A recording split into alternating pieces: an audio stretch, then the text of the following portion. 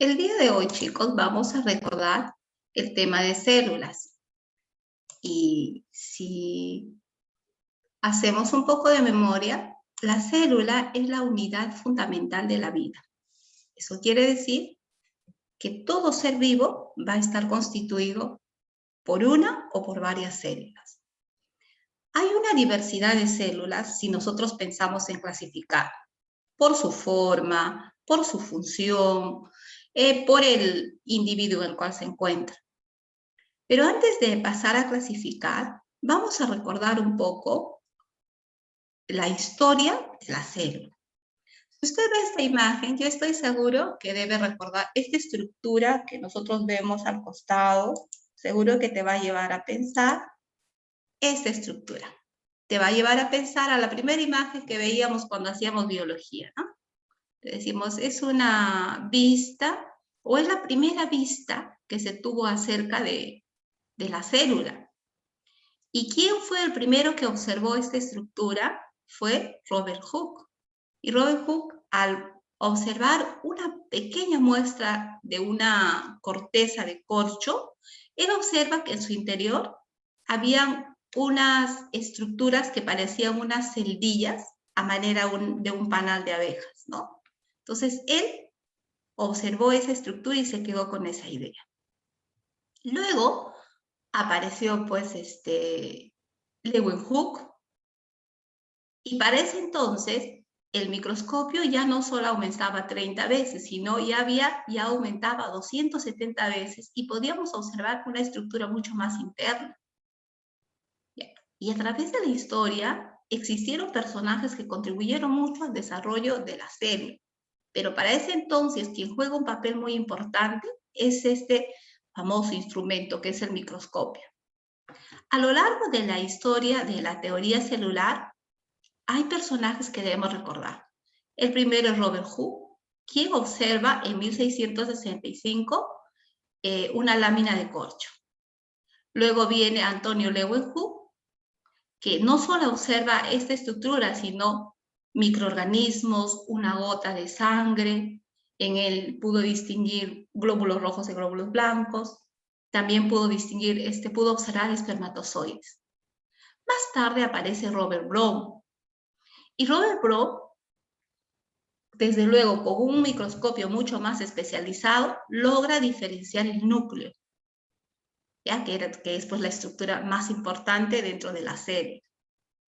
Luego viene Purkinje, y Purkinje estudia, describe el citoplasma, que es el contenido bioquímico que va rodeando al núcleo celular. Más tarde, Matthias Schelde y Friedrich Schwann van a diferenciar las células. Él es zoólogo y él es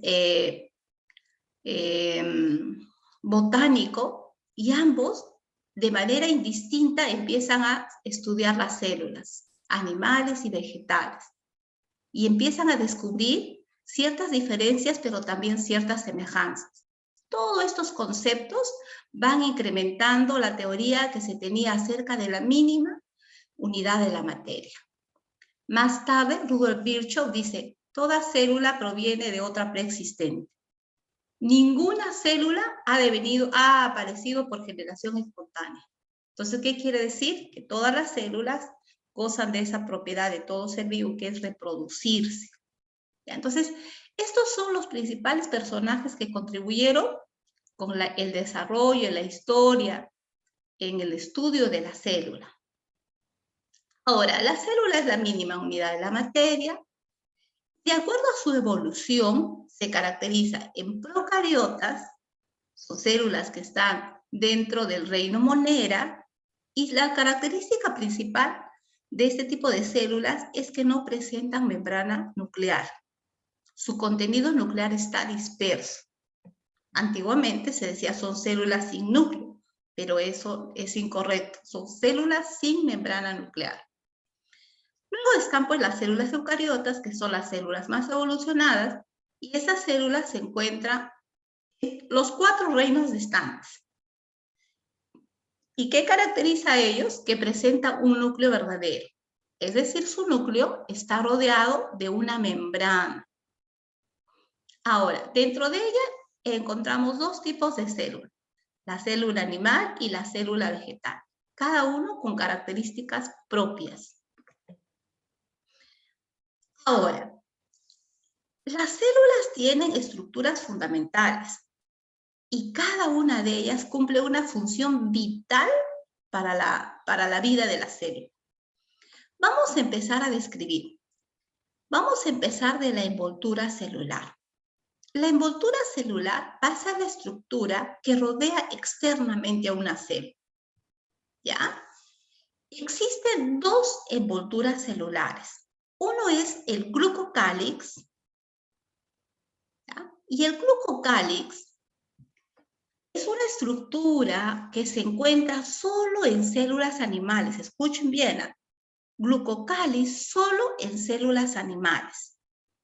Bioquímicamente son oligosacáridos, es decir, son carbohidratos. Estos que tú ves acá, estos celestitos, ellos. Y aquí en este corte de esta membrana, estos rosaditos. El glucocálix solo está presente en células animales y bioquímicamente son carbohidratos o derivados de carbohidratos. ¿Qué función cumplen alrededor de la célula? Por ejemplo, son receptores de señales químicas y permiten el reconocimiento celular y la adhesión celular. Por ejemplo, este glucocálix juega un papel muy importante durante la fecundación de la célula. ¿Cómo el espermatozoide identifica al óvulo? ¿Acaso le llama por su nombre? No. El glucocálix emite señales y de reconocimiento y se produce la fusión óvulo y espermatozoide. Entonces, por ahí puede haber una pregunta que dice, envoltura celular constituyente de las células animales que permite la identificación y la adhesión celular, el glucocálix. Otra envoltura importante que está presente en las células vegetales es la pared celular. ¿Ya? Ahora, la pared celular está constituida principalmente por celulosa. La celulosa, para recordar un poco, forma la pulpa que sirve para la fabricación de algodón, la fabricación de papeles. Y, por ejemplo, acá, en este recuadrito que puedes ver, un tanto didáctico, pues la foto que vemos acá, esa doble capa que presenta una célula, esa constituye la pared celular, químicamente por celulosa, pero ¿qué le da a la célula vegetal? Protección, rigidez y forma a la célula vegetal. Ayer yo les decía que la célula vegetal tiene forma geométrica, ¿ya? Y es muy resistente a cambios de temperatura. ¿Quién le brinda ello? La pared celular. Si el glucocálix está en las células animales, en la pared celular está en las células vegetales. Esas preguntas han sido muy frecuentes en examen de admisión, ¿ya? Entonces, la envoltura es la capa que recubre externamente a una célula. Dependiendo, puede ser o glucocálix o pared celular. Ahora nos vamos al segundo componente de la célula. Y es lo que estábamos viendo hace un poquito en el video. La membrana celular tiene un componente químico que va a determinar la función que él cumple. ¿Ya? Entonces, es una asociación supramolecular. ¿Por qué? Porque va a estar constituido por lípidos, por proteínas y por carbohidratos. Por eso se dice que es una asociación supramolecular. Glico-lipoproteica. Glico viene de glucosa, es decir, de carbohidratos, lipo de lípidos y proteica de proteínas. Tiene los tres componentes, que forma una doble capa que envuelve el citoplasma. ¿Ya? Es permeable y es selectiva. Esto, permeable y selectivo, yo debo tener en cuenta. ¿Qué significa? Que dentro de una célula no puede ingresar nada que la célula no necesite. La membrana celular por su composición química, solo permite el ingreso de las sustancias que necesita y al mismo tiempo expulsa todas aquellas células que este organismo no necesita. Tú has debido experimentar en alguna oportunidad algo muy sorprendente. En algún momento de tu vida, tú has debido pincharte con una astilla, ya sea de madera o ya sea de vidrio. ¿Ya? Tú te pinchas, pero esa astillita que te has hecho es una astilla muy fina. A veces es imperceptible para la vista, pero ¿cómo tú lo sientes? Por el dolor que produce al tacto. ¿Ya? Entonces, ingresa ese invasor y tú cada vez que te tocas esa región te duele, a veces te duele mucho más. Y llega un momento, chicos, que esa estructura que salió al cuerpo, siempre y cuando tú no te contaminaste, no quisiste pincharlo, hacerle un hueco y luego sacarle, esa estructura sale del cuerpo. Es como si la célula o el conjunto de células por presión lo expulsaran. Y sale. Al día siguiente tú te das cuenta o ya hay un puntito negro y pasas la mano por ahí y era una pequeña astillita.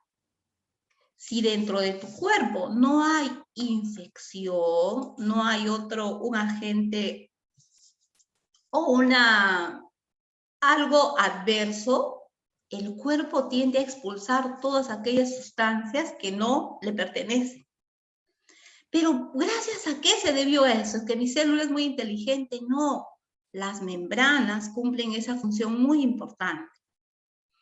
Ahora, este modelo que tú ves, te decía, el video te decía, estas estructuras, por ejemplo, que yo te estoy indicando con el cursor, estas de acá, son las proteínas. Estas que están acá, formando una doble capa, así como unos dientes, los dientes superiores y los dientes inferiores, es la capa de lípidos, es una doble capa. Y acá, como te decía, constituyendo el glucocáliz están los carbohidratos. Este modelo es un modelo propuesto por Singer y Nicholson en 1972. Esto no es una gracia, este es producto de una investigación. Y al proponer este modelo mosaico de fluido, se pudo explicar el comportamiento químico de esta membrana. Entonces, este modelo de distribución de lípidos, proteínas y carbohidratos fue propuesto por Singer y Nicholson en 1972. Ellos dijeron que las proteínas se encuentran incrustadas, algunos atravesando toda la membrana, otros en su parte superior o inferior. Había una doble capa de lípidos y decía una bicapa lipídica, bicapa, uno hacia arriba y otro hacia abajo. Como yo te decía, una mandíbula y la otra mandíbula. El comportamiento, a nivel de esta bicapa hay lípidos. Y lo que el video, si estabas concentrado, también decía, este lípido cumple una gran función. La parte superior es hidrofílica y la del medio hidrofóbica. Es decir, la de arriba no se disuelve en agua, pero la de abajo sí. Entonces, ¿qué va a pasar? Cuando se requiere necesidades de agua o de sustancias, esas dos sustancias van a ir equilibrando el ingreso y la salida de estos, dependiendo de sus necesidades. Por ejemplo, ¿qué pasará con tus células cuando tú haces mucho deporte, y has sudado mucho, y tu boca está seca? ¿Qué estarán pidiendo tus células? Hidratar. Agua. Estamos deshidratados. Pero con esa agua estás pidiendo sales minerales. Pero ¿quién en la mínima porción, quien está pidiendo son las células? Entonces, estas membranas son semipermeables y selectivas. También te debes haber dado cuenta cuando te echas bloqueador a tu piel. Tú pasa un momento, estás todo como un payasito blanco, totalmente blanco. Pasó un determinado tiempo y ya no existe nada.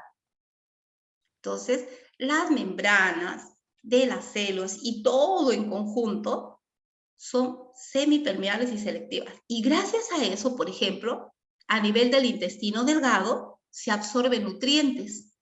Gracias a eso, a nivel del sistema circulatorio, se permite el paso de sustancias nutritivas y arrastrar sustancias de desecho. Gracias a esa función, los riñones pueden absorber agua y pueden expulsar sales minerales. Entonces, la selectividad y la permeabilidad de nuestras células juegan un papel muy importante. Y esa composición química lo demuestra. ¿Ya? Espero que estés entendiendo. Ahora, las membranas, chicos, acá podemos ver, cumple dos funciones. Ya las conoces, acá ya están, la doble capa. Entonces, esta membrana divide a la célula entre la parte interna y la parte externa. Dice, ¿no? Compartimentalización. Divide en una parte interna o intracelular y extracelular. Luego, esta membrana va a controlar el transporte de sustancias, lo que te decía, que debe ingresar o que debe salir a la célula. Estas son las dos partes, dividir y controlar el ingreso y salida de sustancias. Ahora, ¿y cómo ingresa y sale las sustancias?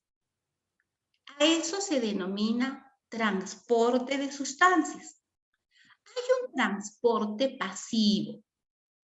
¿Cuándo es transporte pasivo? Cuando a mis células ingresa o sale sustancia sin necesidad de mucha energía. Entonces, ¿qué sustancias pasan a mi cuerpo sin necesitar mucha energía? El agua. Cuando el agua pasa a través de mi membrana se llama ósmosis. ¿Pero qué más pasa a través de mi organismo? Solutos, pequeños sólidos.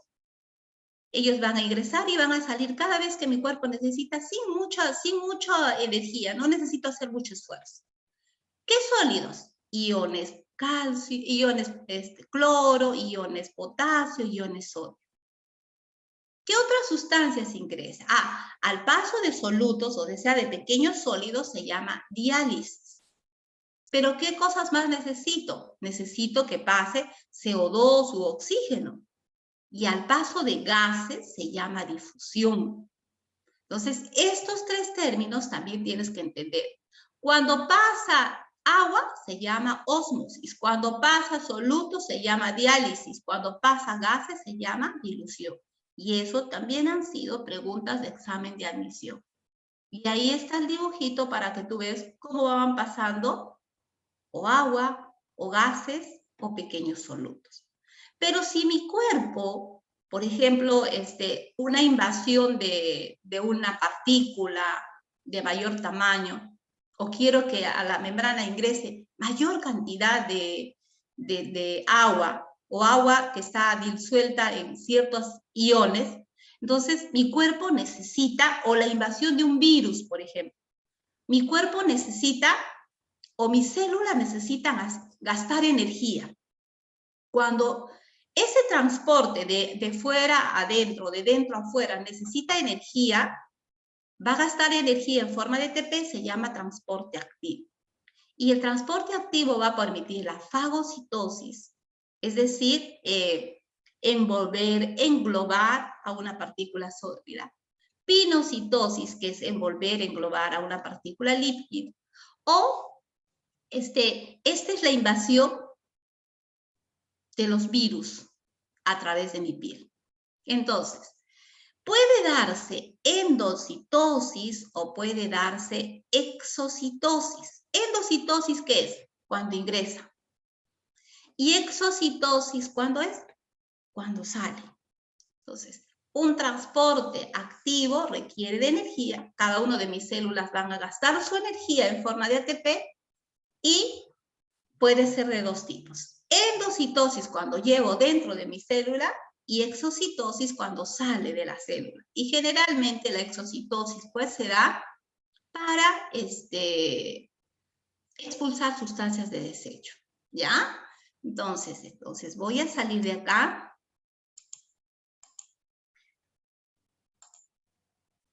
ahí te estoy dejando